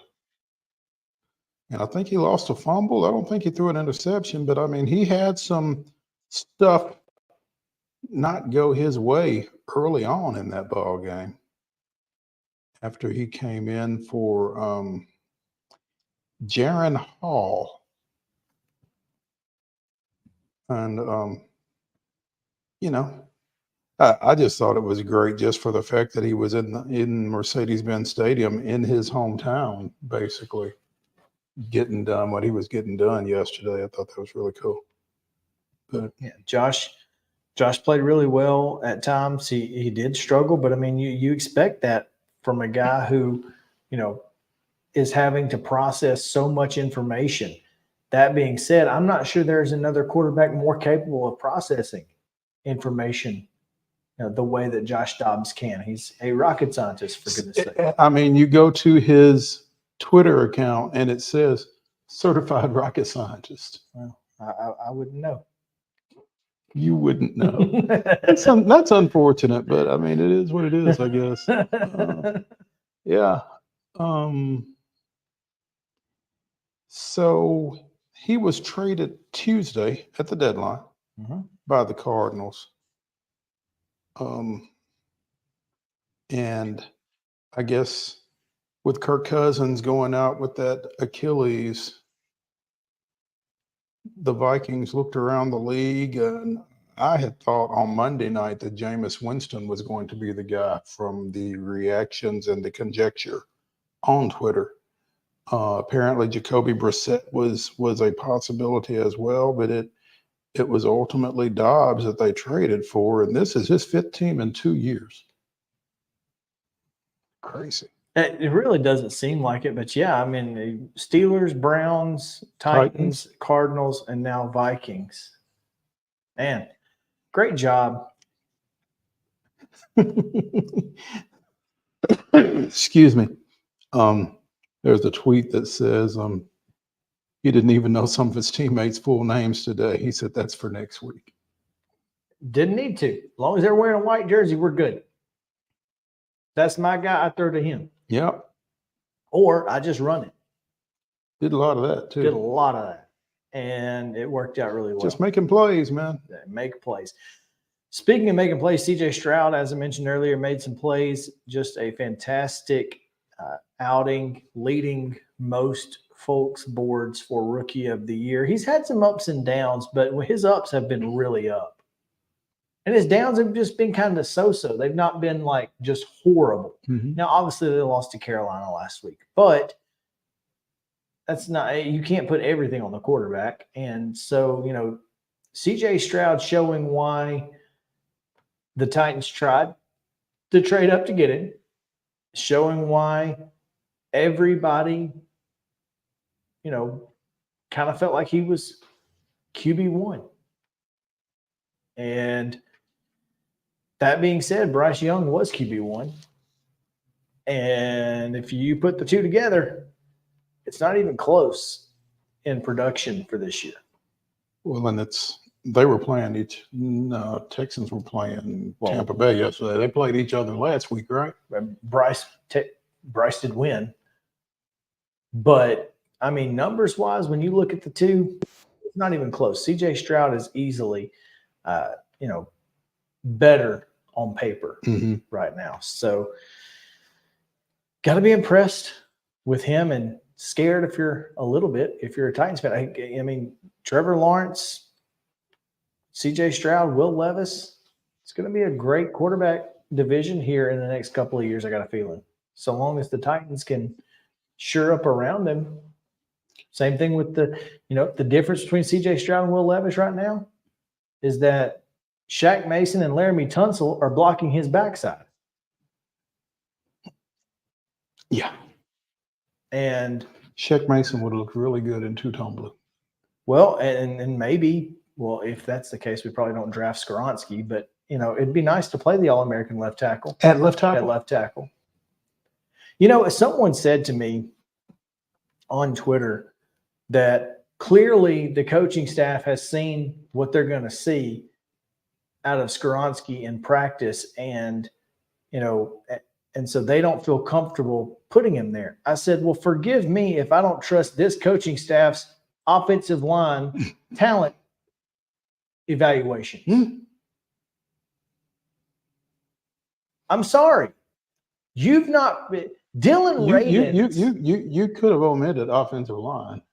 Well, I mean, I feel like they know where their talent is. It's either hurt, But I mean, you're telling me that Dylan Ravens, who every time he comes into the game is better than whoever he replaced, can't play left tackle for you? And if he can't, Peter Skoronski, who dominated the Big Ten at left tackle, can't play left tackle in the NFL. Come on. And here's the thing: prove it. Prove it. Yeah, I mean, what do you got to lose? As long as you're grasping at straws anyway, why not grasp at the All-American left tackle? Are we that worried about the guard position? How much worse can he be? How much worse can he be? And don't tell me about short arms. It's the last thing on the list of things I'm worried about. I mean, unless he's out there like this. Yeah, unless he's T-Rexing. Yeah. Then, I feel like he can extend his arms. Mm-hmm. I mean, perhaps his feet are good enough he doesn't need to extend his arms. Prove it. That's all I'm asking. But anyway, the Ravens coming for that number one spot looked really good. The Titans' loss to the Ravens right now looks a lot better today than it did at the time 2-3 weeks ago. Mm-hmm. But yeah, the Ravens are looking like they may actually be in the running for the number one seed. Obviously, the AFC is a little, dicey, obviously, with the Chiefs up there. But I mean, 7-2. I mean, if it's not the Ravens, it's the Chiefs. Yeah, I mean, it's the Ravens and Chiefs, and then who? That's it. Yeah. I mean, the Dolphins at 6-3, but they're 0-3 against teams with winning records. They're 6-0 against teams with losing records, 0-3 against teams with winning records. Which, I mean, there's something to be said for being 6-0 against teams with losing records, because at least you're beating the people you're supposed to. And not everybody does it. And all three losses are on the road. So there's that. And they're going to win their division because the Jets, Bills, and Patriots all suck. Patriots lost again yesterday, didn't they? Patriots lost again yesterday. Bills lost last night. The Jets, what do they play tonight? I think the Jets do they? They're on a 3-game win streak, though. They started out 1-3. Now they're 4-3. I didn't put it on the rundown. That's my bad. That is your bad. Yes. Chargers, Jets. So 7:15 ABC/ESPN. The 3-4 Chargers and the 4-3 Jets. Just sign me up. Yeah. This was definitely supposed to be Justin Herbert versus Aaron Rodgers, and that's not what we got. But yeah, I mean, the Ravens are going to win their division going away. The Steelers, Browns, and Bengals are really good, but all four of them, I mean, they would be your 3 wild cards right now. Right now, believe. Right now they would in fact be your 3 wild cards. So it's something, but the Ravens look really good.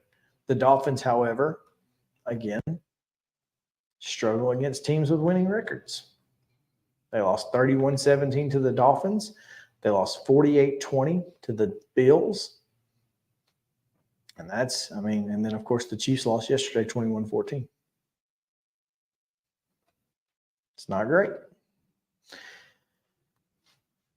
Did you see my tweet about the Eagles? I don't know that I did. The Eagles defense is basically Georgia's front seven and Middle Tennessee State's defensive backfield. Make of that what you will. That's all I'm saying. Bulldogs, Blue Raiders. It's not necessarily a bad thing, clearly. Got the win last night over the Cowboys. And Kevin Byard did get initiated into that rivalry a little bit. Oh, yeah. Got pushed off a pile, went to push the guy back, and didn't fare well. Oh, did not fare well. That's unfortunate. So, anyway, yeah, let's talk a little bit about college football. Let's take a break and come back because Justin, in your direct messages on Twitter, you will find a video. Let's try to play that when we come back, and we'll talk a little college football right after this on Main Street Sports Today. Stick around.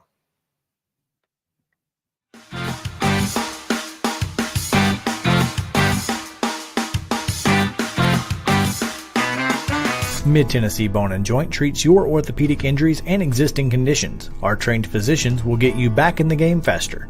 Contact us at 931-381-2663 or www.mtbj.net.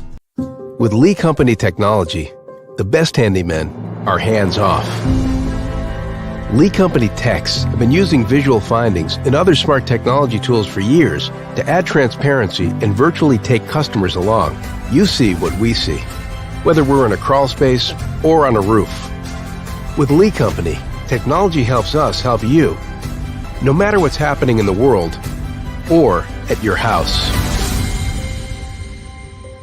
Jones & Lang Sporting Goods here in Columbia has been outfitting teams, officials, and anybody else from T-ball to college for 50 plus years. Be sure and check them out at 931-388-8060 or online at jonesandlang.com. Jones & Lang Sporting Goods, the look of a winner. Zion Christian Academy, zioneagles.org or 931-388-5731. You can schedule your appointment. Go tour their campus. It is beautiful over there, and you're definitely going to want to see it. Again, it's zioneagles.org. Give them a call, 931-388-5731, and schedule your tour today. Mockingbird Title and Escrow is an attorney-owned and operated full-service title company in Middle Tennessee. We get your deals closed without worry and fuss. We're a family business that offers the highest level of expertise in our industry when it comes to closing and funding your real estate transactions. And it's a job I really love. I'm passionate about this. I'm enthusiastic about this. I like to think we're pretty well rounded and can deal with a wide range of needs and a wide range of clients. Call 615-274-8698 today. Mid-Tennessee Bone and Joint has been the official sports medicine provider for Murray County Schools for more than 40 years. We specialize in orthopedic service, and our Ortho Quick Walk-In Clinic lets you bypass the ER. Visit us online at www.mtbj.net. He's got time. 10 to the end zone. Tipped away. Did he get it? Oh, he did. What a snag. Touchdown. Roberts. Ball game. Martin wins it. Tipped and caught. Zoe Roberts for the win. And depending on what happens next week, we may have a three-way tie for that conference lead. Unbelievable. Here comes the throw. It's tipped up. Oh, that clean. Unreal. What a catch. Man, what a play. What a way to lose a ball. What a way to lose. What a way to win. I mean, that's just irresistible. That is a great irresistible. That is a fantastic job there by the wide receiver to stay in contact with the football. Yeah. And find it to win. Of course, it was 3rd and 8, so they would have had one more shot, or they may have kicked the field goal, I guess, to tie. But, man, what a way. Congrats to UT Martin as they keep their OVC title hopes alive. Other things around college football. Michigan didn't cover, but they did blow out Purdue. How do you feel about it? I mean, I just feel like, and it's a tough thing to say, but I think most of college football will be Ohio State fans here in a few weeks. I think it's Purdue. And they With or lost without signs. They lost their coach. They lost their quarterback from last year. They're just not a very good football team. Mhm. And so Michigan infinitely more talented than Purdue. I think we'll know a lot more next week on Big Noon Kickoff when Michigan and Penn State play in Beaver Stadium. With no signs. So we'll find out. You know, I'll be interested to see. But I don't know. I don't know how much we could learn from Michigan blowing out Purdue either way. They play Penn State at Penn State. They play at Maryland, and then they finish up at home against Ohio State. And Maryland is so bad right now. And weren't they good early? They were like 4 or 5-0. That's what I thought. At one point. And they have not won since. They were undefeated, and then once they lost, they have not won. So that's wild. I hate that for Mike Loxley. Yeah, and for Talia Tagovailoa.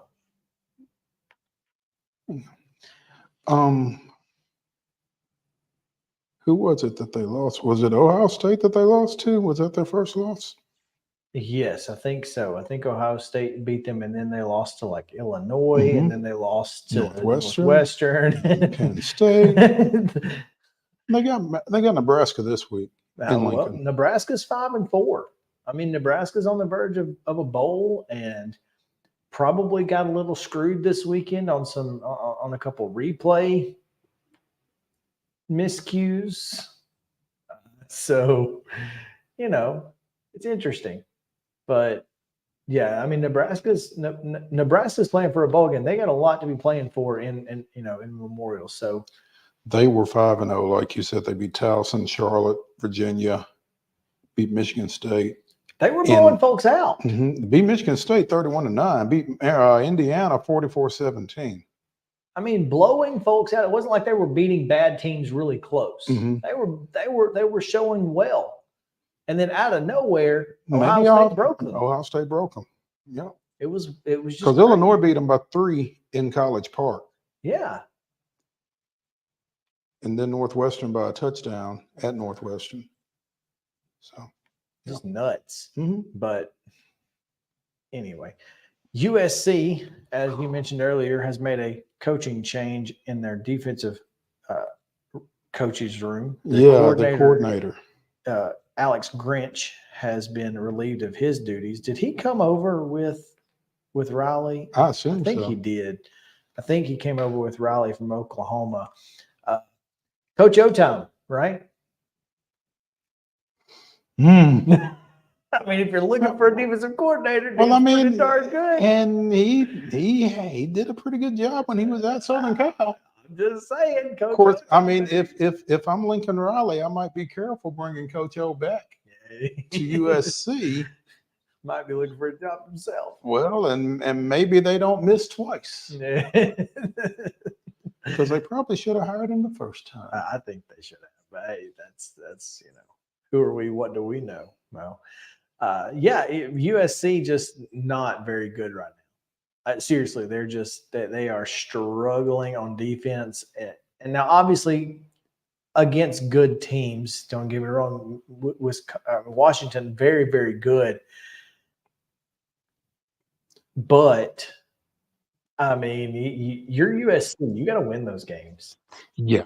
You're getting paid, Lincoln Riley, to win those games. And this is a team that, I mean, again, they've got the reigning Heisman Trophy winner. They had high hopes in their final season in the Pac-X. So, The Athletic has an article up speculating a potential Grinch replacements. One wild card, according to who wrote this? Bruce Feldman. One wild card. Zach Arnett, Mississippi State head coach. Okay, so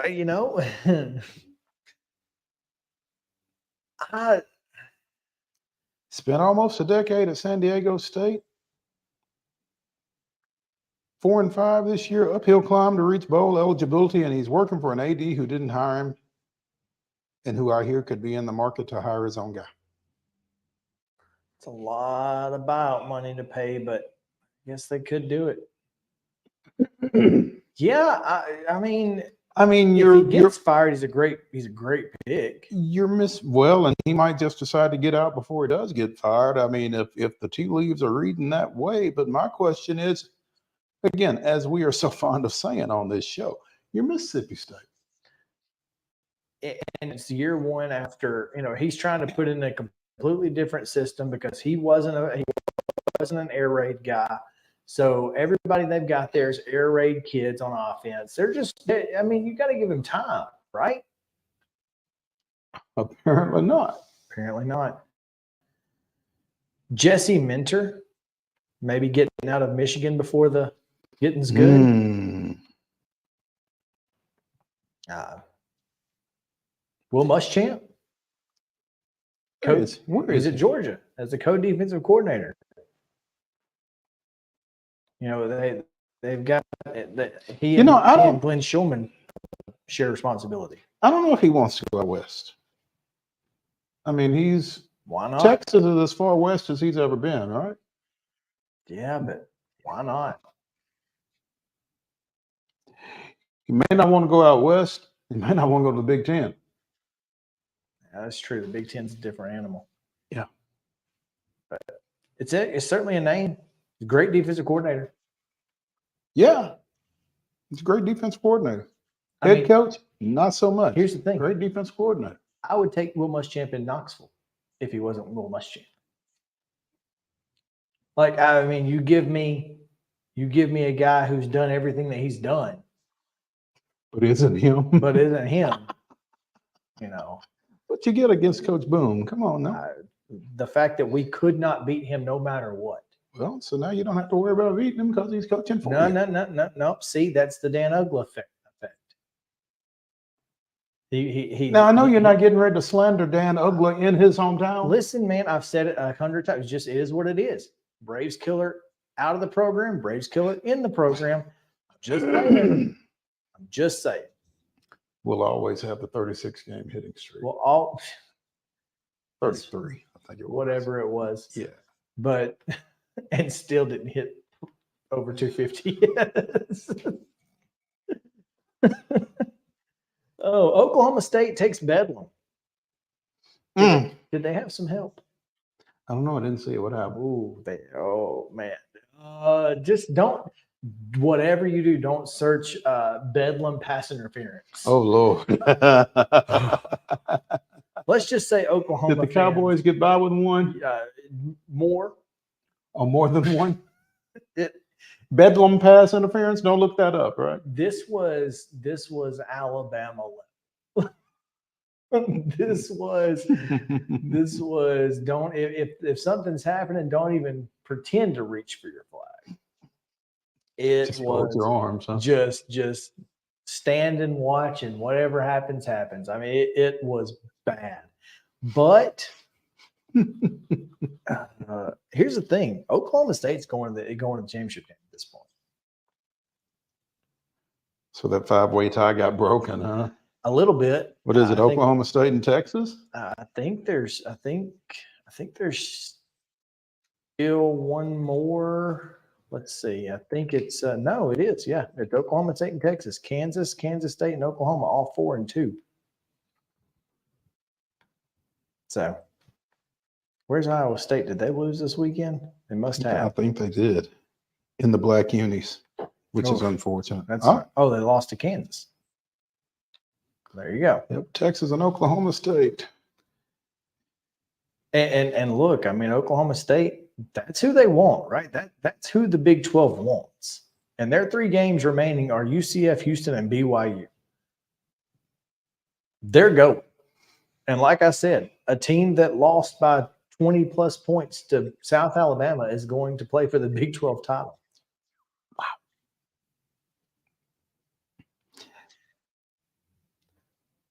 That's what they want. What if Texas beats Oklahoma State in the Big 12 championship? How? How? What do you mean how? How? They literally just showed you they are willing to do whatever it takes for Oklahoma State to win. They just did. Oh, so you're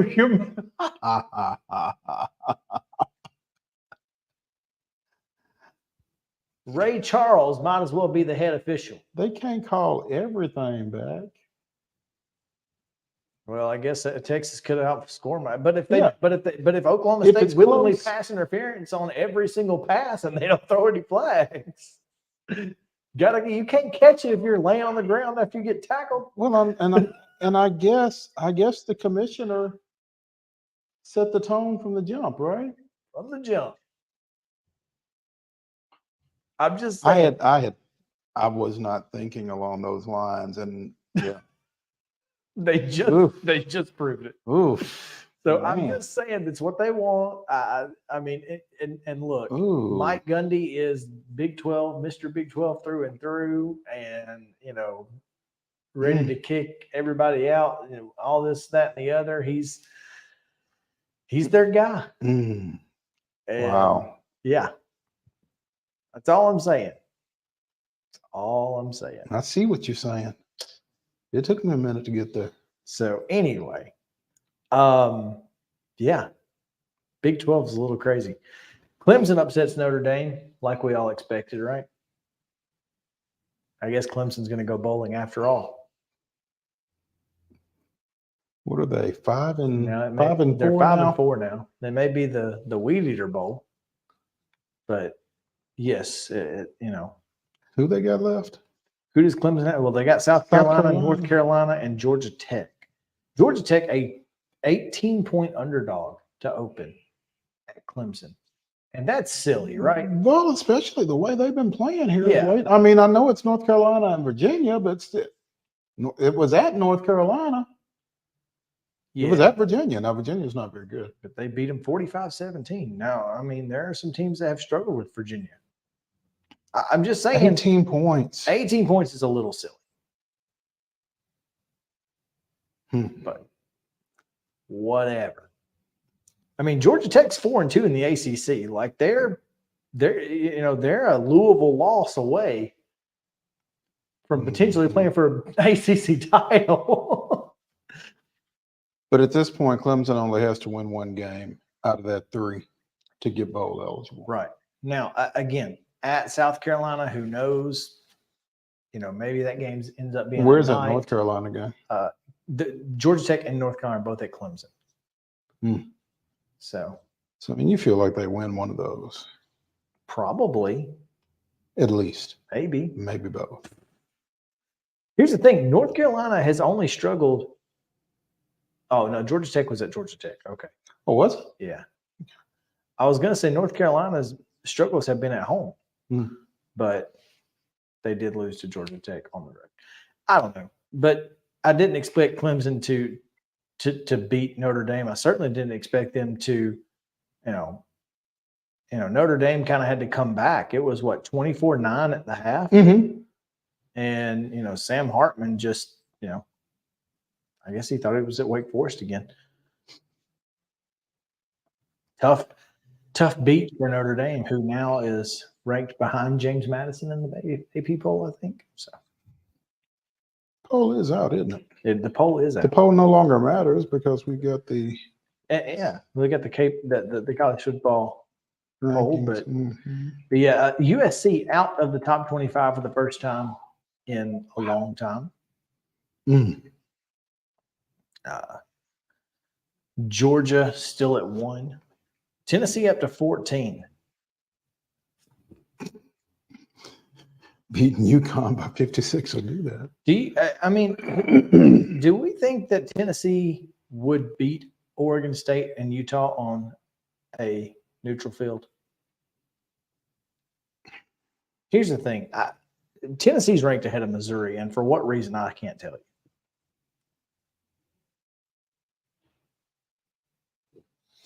I think Tennessee, Oklahoma State, and Missouri would all 3 beat 11th ranked Louisville, 12th ranked Oregon State, and 13th ranked Utah on a neutral field. You could take those 3, flip them, and you'd be better off.